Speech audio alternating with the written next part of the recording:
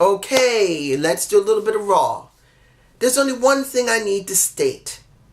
And it's not Kurt Angle going up against Baron Corbin.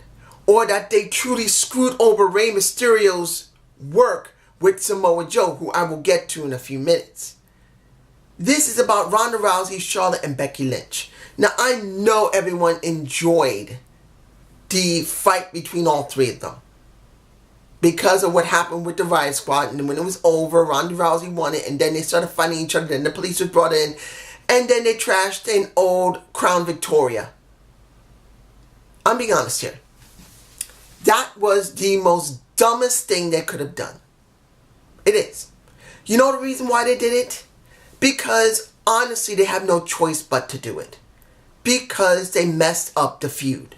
Look, they made Becky Lynch look weak. They want to give sympathy to Charlotte Flair.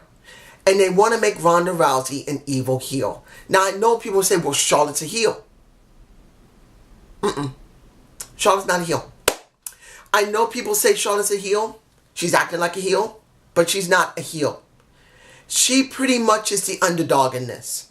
Because there's so much hype around Becky Lynch. And they're making her the underdog. And making her weak on purpose. Then they got so much with Ronda Rousey. Making her almost impossible to defeat.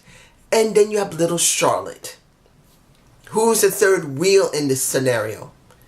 They're doing that to make it easier for her to win both titles. They want Charlotte to be a duo champion. They don't want Ronda Rousey because the only thing they have to do with Ronda Rousey is legitimately keep her on Raw until Smackdown goes to Fox, and then they can give her the World Championship then. Right now, we already know Ronda's going to leave. Maybe for a couple of months, maybe for near a year. We know that she's going to have to be seen on Fox because that's part of the contract. So they're doing this so no one will really think about it. Everyone is cheering for Becky. And then honestly, this is all about Charlotte. And I'm saying this clearly for anyone who sees the X-Men. He wants to say Charlotte is blameless in this. I'm sorry. I don't buy it. Yes. Did they push Charlotte into this? Of course they did. But you cannot say 100% Charlotte is not taking full advantage of it. And even more, couldn't say no. Charlotte could have at least said no. She could have. But she's not going to. Because she knows how much of an advantage she's getting.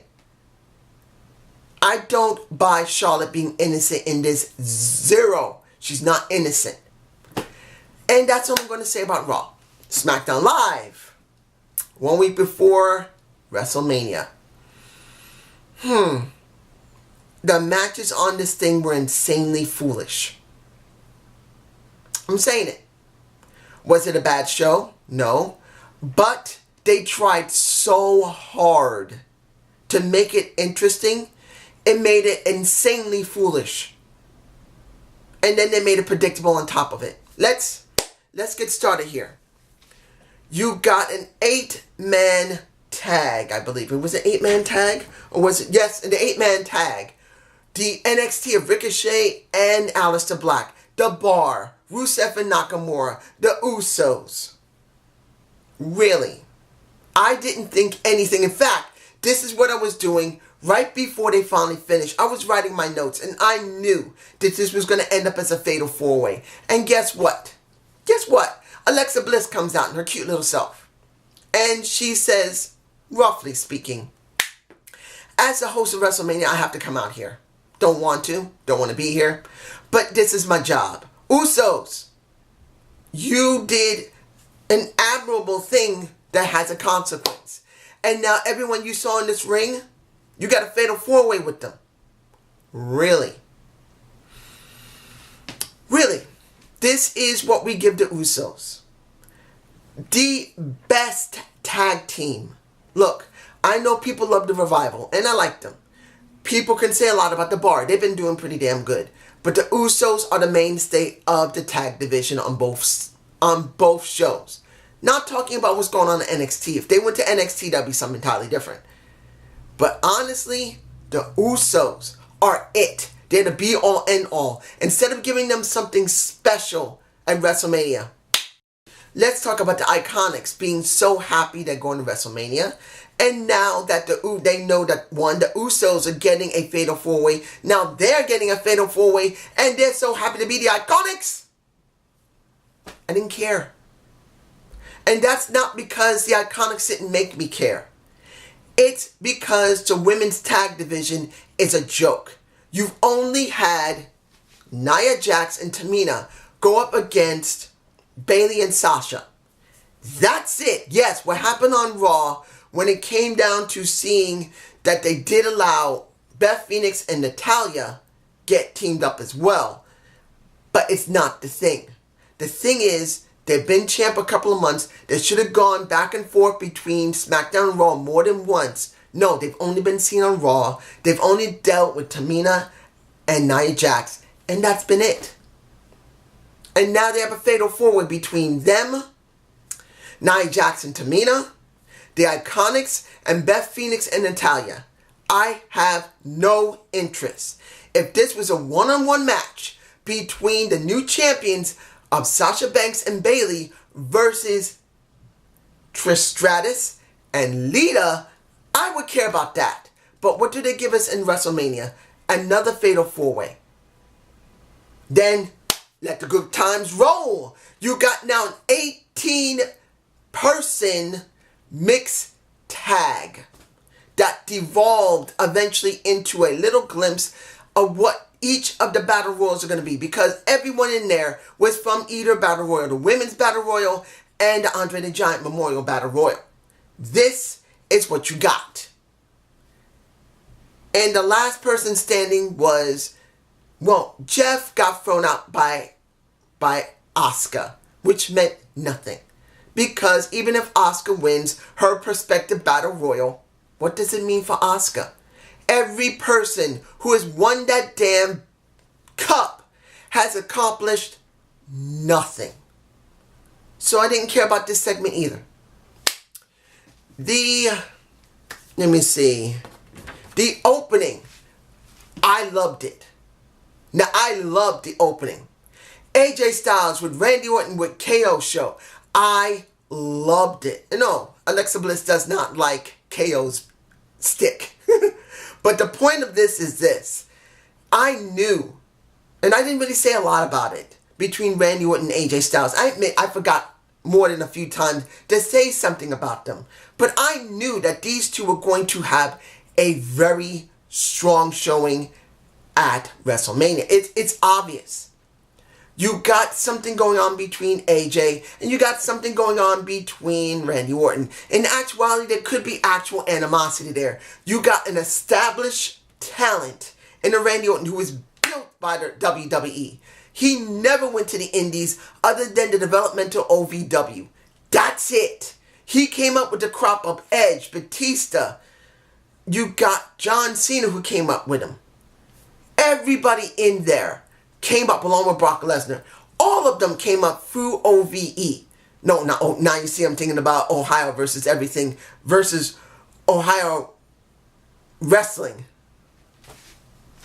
But you can see there's an easy animosity there. There could be actual beef because you can easily say between the two, yes, both of them have to work to a certain extent. I'm not going to say that Randy had it 100% easy. He didn't. Let's be honest. He got his ass in trouble more than once. He got his ass in trouble with the Marines. He got his ass in trouble in WWE. And he really pissed off more than a few people in the back. And what he's gone through for the last couple of years, before he finally seemed to straighten himself out, he deserved it.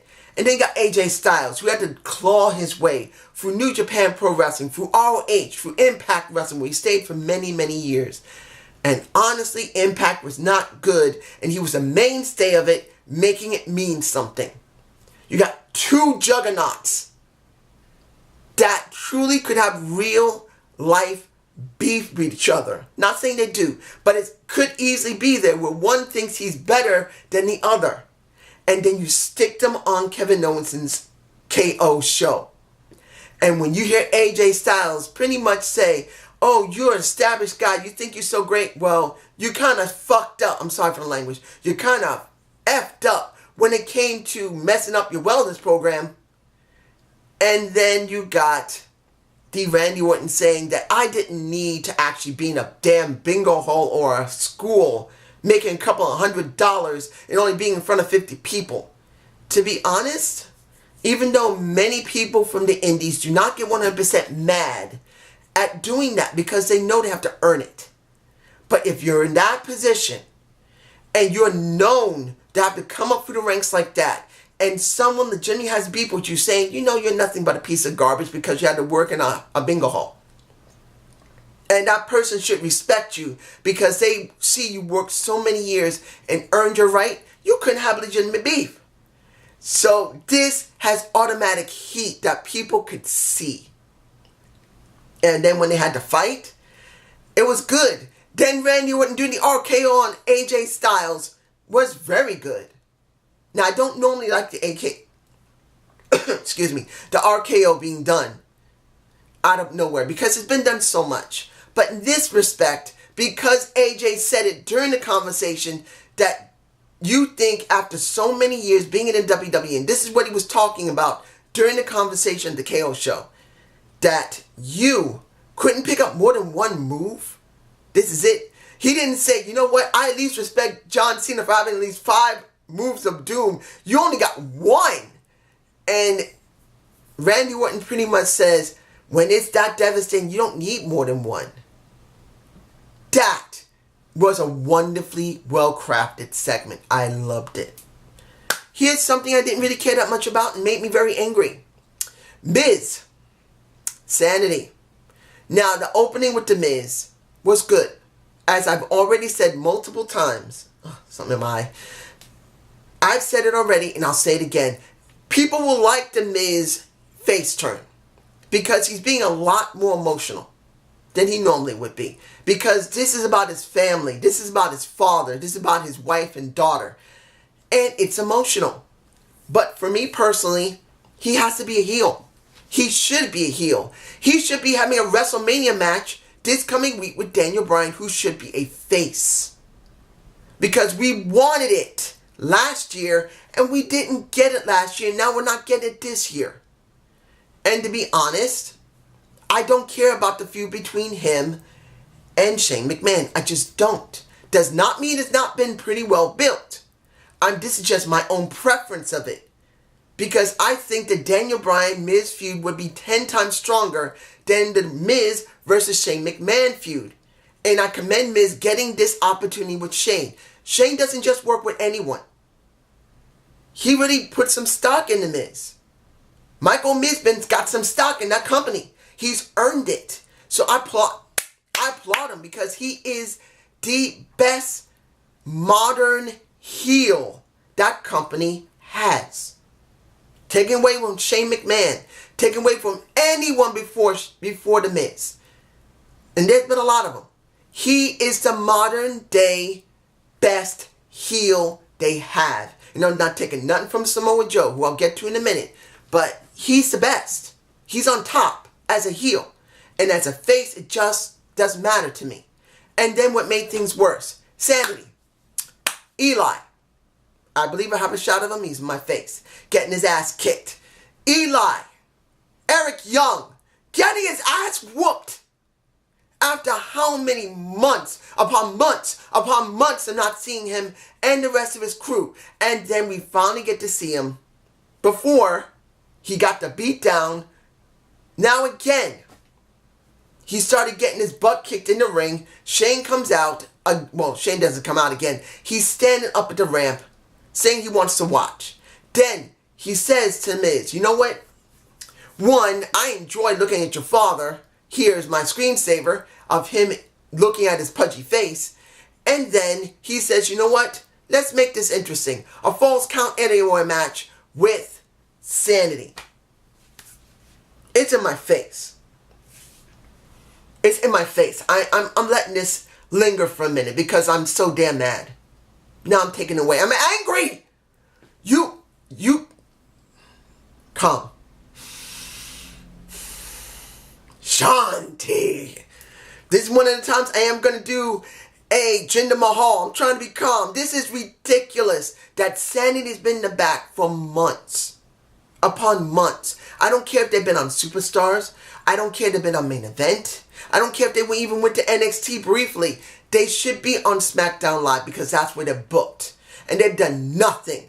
And now you have them finally on the show again, on a long segment, getting their ass whooped by The Miz. By The Miz. And then the person who gets beaten up the most is EY. Eric Young. And I did pronounce his name just in case anybody, like my cousin, if she watches this, hi Jen. They call him in Impact Wrestling, the other company other than WWE, EY. For Eric Young. I know it sounds silly, but that's how they pronounce it. And he gets his butt kicked. Gets it kicked. Clean. And he loses. Clean. To The Miz. And I believe I have the shot. It's in my face. If I have that shot. I don't even know. I may just have him getting slammed in the face with something. And that's just... oh.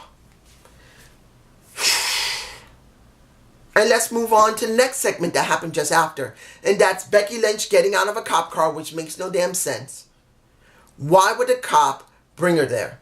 That was dumb. She should have just came up in a car. Not a cop car. Didn't make her tough. It just looked forced. She goes to the ring and she cuts a good promo that everyone liked. Didn't like the opening with her coming out of a cop car, but I did like the segment that she did, saying, I'm going to win. I made them nuts, and I am going to be a duo champion. I know I can elaborate. I'm not going to watch the show in this respect. Not because I don't want to do my job as a reviewer. I'm doing it because just telling you is not enough. Like with Kofi, I'm going to say the same thing. I am going to elaborate on it. But when it came to Becky being the only one there, no Charlotte, no Ronda Rousey, it was a segment you need to absorb yourself. You need to watch it and see that when it came to her and the emotion she gave was very good. The crowd was into it. It did its job. It wasn't long. It was short, sweet, to the point. And I think that's what they went for when it came to Kofi and to Becky Lynch. Trying to make it short, sweet, to the point. Now, let's get to Samoa Joe. Samoa Joe versus Mustafa Ali. I'm not saying Ali. Tell me, did you like Mustafa Ali with his mask on that made him look like a Saiyan from Dragon Ball Z? Or do you like him the way he is now? To be honest, what made him so unique was his love for anime and Dragon Ball Z. And wearing that damn mask. And they made him stop wearing it. Either that or he decided he shouldn't have never stopped wearing it. He should be Mustafa Ali, the guy who loves anime, who wears the mask and wants to blast you in the face with his hand cannon. That's the way he should be. But here's the thing. If anybody actually believed Mustafa Ali is going to be a champion eventually, I'm going to say this clearly and to the point. You dreaming. You're dreaming. He's not going to be a champ. He'll be a cruiserweight champ, maybe. He may become maybe a U.S. champ, maybe. He may become an IC champ, maybe.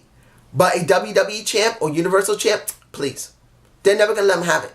Because of the way they showed him being destroyed by Samoa Joe, it makes it obvious. And then I look at Samoa Joe. Samoa Joe, who should have legitimately been a champion already, on Smackdown Live, a WWE champion, has only the U.S. title. And he is being a plot device so you could still have Rey Mysterio go up against Andrade Cien Almas. It's just sad. Yeah, Mustafa Ali did a great job, but it's not the point. He still got his ass basically beat. He did. That's all I need to say.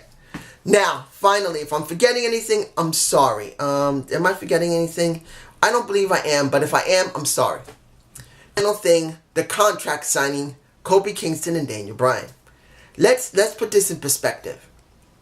I'm not going to say everything that happened, but I'll say this. The crowd was on blast. Now, I've said earlier that I want to see a face Daniel Bryan, But I'm not taking anything away from his heel work. He has done the best heel work I think he's ever done in this company. His heel work here is better than the heel work he had before. And honestly, this is really good work. And when it comes down to it, I commend him for all the work he's done. But I'd rather see him as a face.